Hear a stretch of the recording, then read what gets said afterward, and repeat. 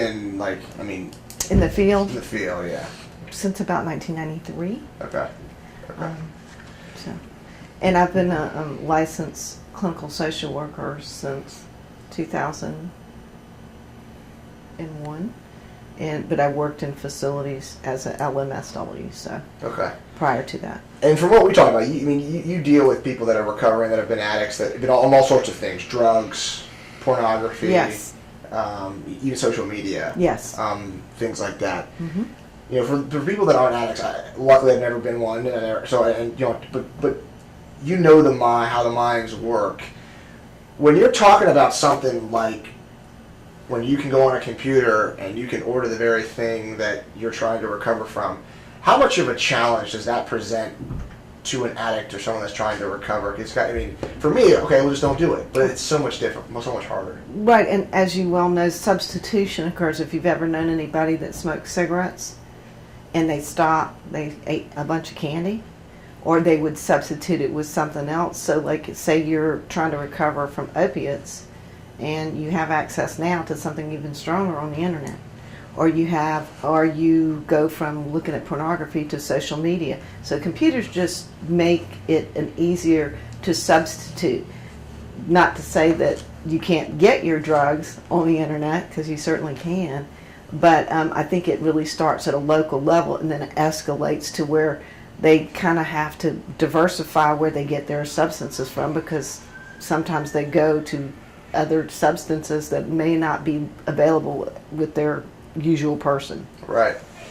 When you're talking about, and how does that challenge you guys as counselors when it's another area that you guys have to help them with and advise them with? Talk about the challenge that brings. Right. So like in the old days when alcohol was, you would say, don't go to any place that serves alcohol. Easy enough. Right? Don't be around people that drink. There's nowhere you can go where there's not Wi-Fi. There's no job that you have that you're not going to be exposed to computer and internet. I can't think of one where you're not going to at least be on the computer. So to ask somebody who is already addicted to some form of media to not get on a computer it's unrealistic. You can't do your job without using a computer, pretty much. Most of us use them in our daily lives now. Yeah. And you said, it's not just drugs that are on here. I was talking to FBI. It's pornography. It's hardcore pornography. It's child pornography. It's human trafficking. Mm-hmm. And they have the access to this.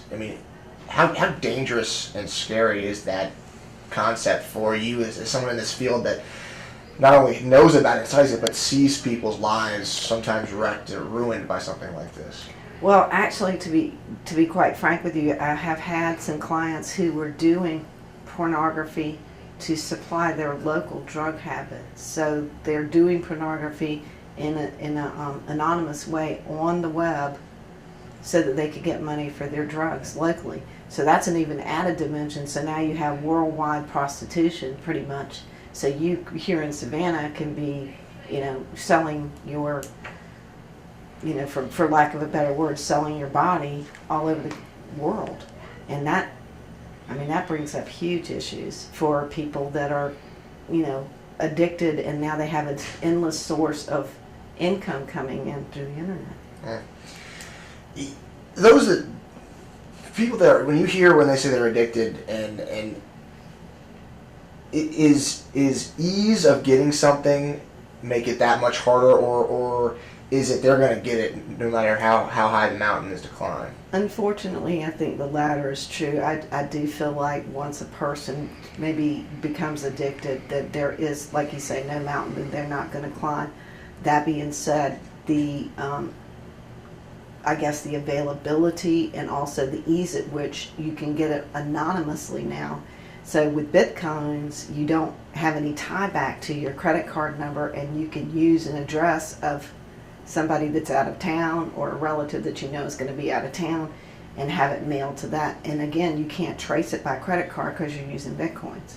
So while I do think there is an element, they're going to get people that are of a mind to do that are going to get drugs. I do think it creates a challenge in that seems to be no limit to what they can access on the internet. Yeah. Talking about the future, And I was just talking to her about it too. It's someone that's in the field and that sees this and deals with this in multiple different levels. I thought FBI said it great today. They said this is going to be the crime vector for the future. Yes. That's got to be scary, a scary idea for you guys that are younger and younger kids get on this internet. I mean, how do you guys combat that, deal with that? Well, I guess the first start, as always, would be with the parents, and there's going to have to be some kind of curriculum that kind of integrates in our school system of what is appropriate and what is not appropriate computer use. And one thing that does scare me is a 14-year-old is not thinking of a website sending them poison in the mail. If it's a criminal activity, what's the chances that the drugs that they're actually sending you are not counterfeit or not something that's going to kill your kid? And so maybe making it a safety issue more than, saying don't do that. Talk about maybe the consequences of doing that. Just like you tell your kid not to go out past a certain way in the beach. It's just, again, comes down to, I think hopefully we're going to have more ability to give them the tools so that they can understand what is, I guess, just like guns, safe use of guns. I don't think you can legislate that. I think parents teach their kids you don't point a gun at people. I think it's going to have to be the same thing. It's going to have to be, don't go on websites that you can't identify the IP address of because you don't know what that person is capable of doing. And I do think we're going to have to be more frank with our children about the potential for exploitation on the internet. I don't think we can avoid it. When you're talking about someone that is using or that is addicted or in recovery, a lot of times that's not something that you want to broadcast or that people want to see. So anonymity plays a huge role. Yes. Internet allows you to do that on both sides. That can also be very dangerous, like you said, because you can send me something. How does that anonymity not only it's attractive to users, but it can also be very dangerous because you never know what you're getting or who you're getting it from. Right, and again, like you say, depending on what phase of addiction that you're in, it's just like any disease, it's progressive. So the higher, the longer you go on doing it, the more risks you begin to take and not think about, oh wait, if these guys are engaging in criminal activity, giving me something that's going to kill me is not going to be beyond their scope of what they would do. So yeah, and of course the reasoning abilities don't unfortunately deteriorate as you get sicker. And so obviously this is very serious and this can become bigger. But you said, right now, at least folks that come through here, this hasn't become this blaring issue. It's still, you said only about 16% really. So yeah, it's there, but at the same time, I wouldn't say it's the number one source of. No, it's still a very local operation. In other words, they go to their doctors, they go to their relatives, unfortunately, and if they have a terminally ill member in their family, they will siphon drugs off of them. And like if they've got somebody who is on patches are very popular right now, like fentanyl patches, and because it's transdermal, and so that's a big area. But not only do they patches, they add on stuff that they take, and so those interact, which can really potentially be dangerous. And also too, I'm not sure if the way that every time we find out that the people are, every time a drug company finds out that people are misusing their drug for addictive purposes, they try to change the formulation so that it won't be misused. The OxyContin, case in point, you could crush it and shoot it, or crush it and snort it, and now when you crush it, it turns into inert ingredients. And maybe that is why the trend towards heroin has gotten greater, because they can no longer get the high that they once got off of OxyContin. So now they've gone to harder street drugs. Yeah. Let me ask you this, and I don't know if this may be a question for a narcotics team member, but